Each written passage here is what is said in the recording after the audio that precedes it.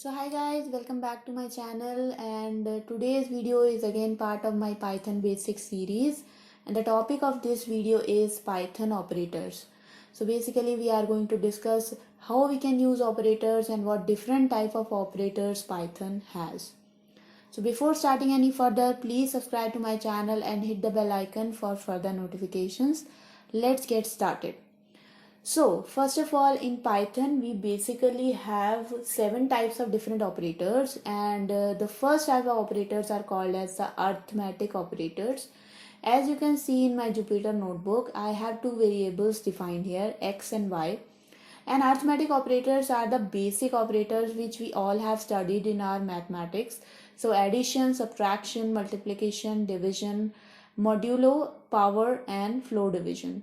So basically I think you all know every operator here, but I will just explain about few, like for example modulo. So if you are doing modulo, then it will give you the remainder of that particular operation. If you are doing division, it will give you the quotient of that. If you are using power, then you have to actually give 2 star and y. So here x will be the number and y will become the power. So here my x is 1 and my y is 2, so that's why my answer is 1. But if you do here like x to like 2, if you want to do 2 to the power like 4, and if you do this, then you can see that the 2 to the power is 16. Okay, and 2 divided by y, and that means if 2 is divided by 4, then the remainder is always 2.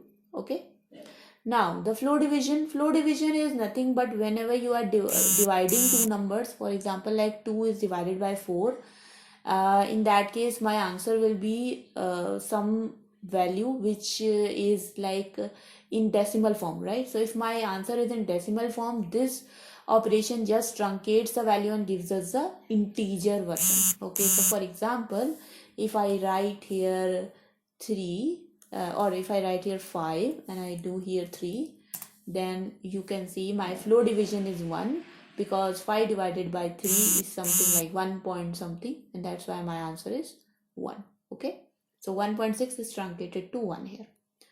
The next type of operators we have are called as the assignment operators. So basically what assignment operators mean is that if you are assigning some value to a variable, now it could be a basic assignment operator like x equals to 5. In that case x will be having 5 value, or we can combine our arithmetic operators with our assignment operators. So if x plus equals to 2, then we have here combined addition with equal. It means that whatever will be the value of x, I will just add 2 to it and then assign that to x. So in this case, the value of x will become 5 plus 2, 7. Here it is subtraction, so the value of x will be minus 3. So whatever will be the value, we will just subtract 3 from it and we will print it.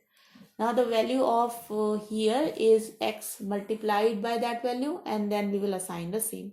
So if you just see this output, we can see that, okay, so we have some error here, and you know why this error is, because I explained in Python strings.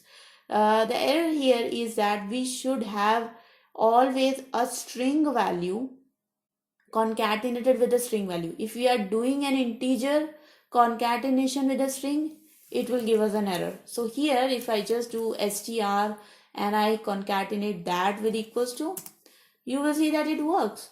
And if you do not want to concatenate something with your string, you have an integer value, you can just write comma here and then your variable, and you will see that your variable will be converted into string automatically and printed here. Okay, so you saw that x is 5, but now we added 2, then we subtracted 3, and then we multiplied that with 3. Similarly, you can do any arithmetic operations like division, modulo, power, flow division, etc. Now comes the next type of operators, which are called as the comparison operator.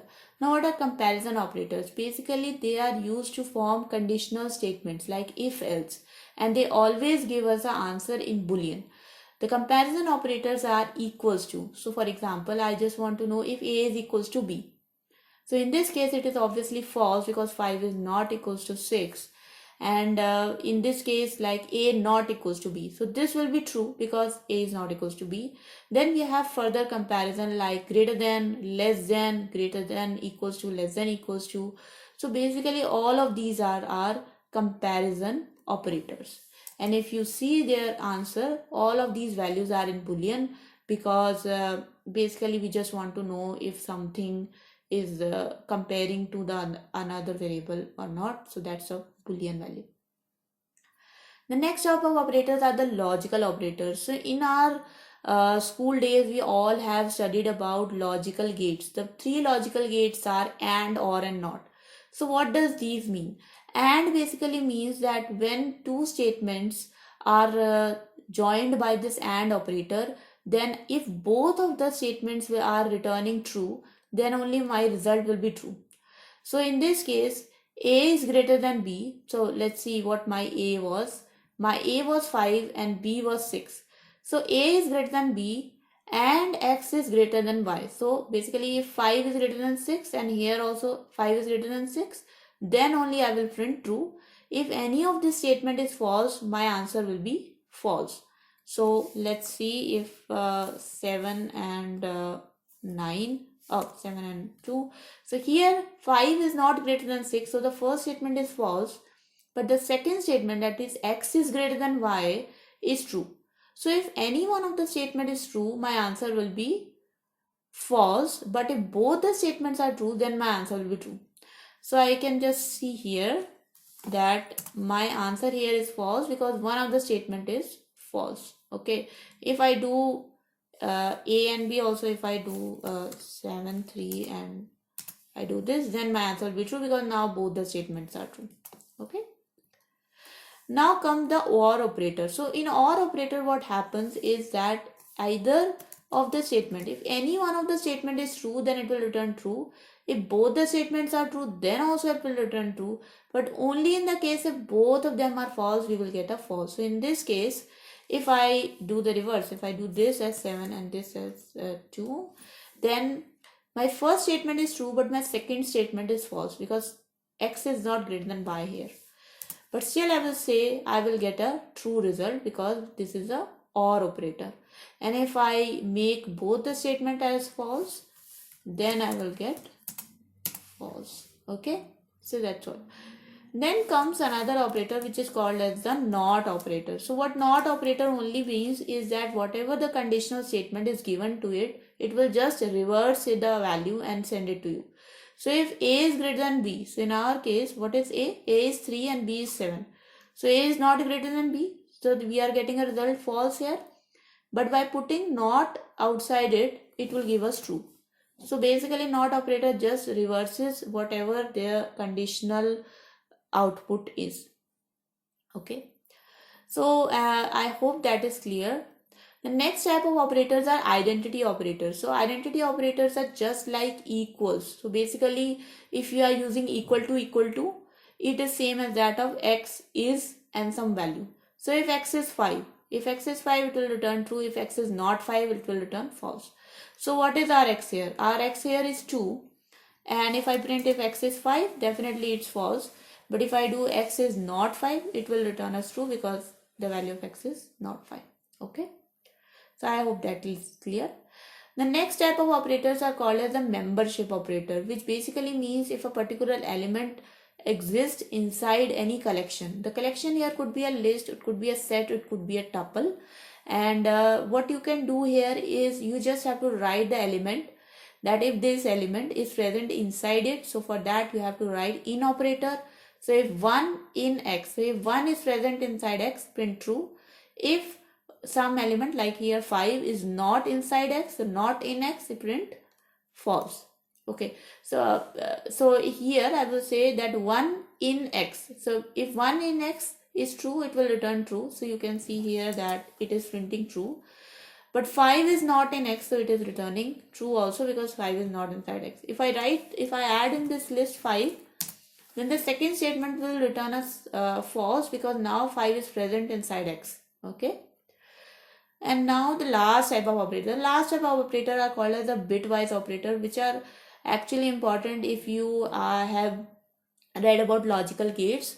and binary operations. So what happens in bitwise operator is whatever your variable value is, for example your variable value is 1, it will convert that value into its binary form, into its bit form, and the bit form of 1 is 001, and the bit form of 2 is 010, bit form of 3 is 100. So it is like that. So here what happens in bitwise operation is, if I do x and y, here and is represented by ampersand. So if I do x and y, what happens is that it will do the ampersand or and operator of these bits. So you can see that 1 0, if you do and of 1 and 0, it will give you 0, because and always give 1 if both the values are 1. So this will be 0, this will also be 0, and the first one both are 0, so we will add a 0. So basically in case of ampersand, our answer will become 0 0 0. Hence you can see that in my output the first answer is 0.